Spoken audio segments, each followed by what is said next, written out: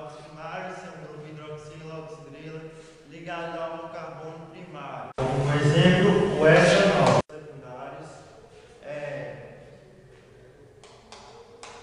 onde representa um hidrocarboneto ou alqueiro. Os álcools secundários têm um grupo hidroxila ligado ao carbono secundário, isto é, o átomo de carbono que está ligado a apenas dois outros átomos de carbono. Álcools terciários. Os álcools terciários têm um grupo hidroxila ligado ao carbono terciário. Aí, essa forma geral, essa representa o hidrocarboneto radical e o hidrocarboneto alqueiro. Consumo pelo ser humano. O álcool é uma droga depressiva do sistema nervoso central que causa desinibição e euforia quando ingerido na forma de bebidas alcoólicas pelos humanos.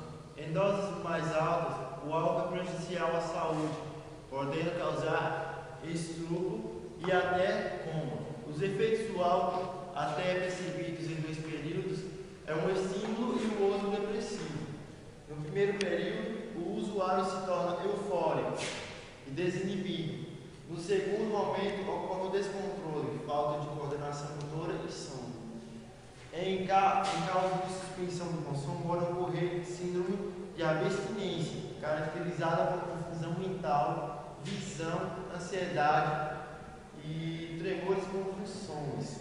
Segundo a OMS, o consumo de álcool quanto superior a 60 gramas por semana é considerado abusivo e extremamente nocivo para a saúde.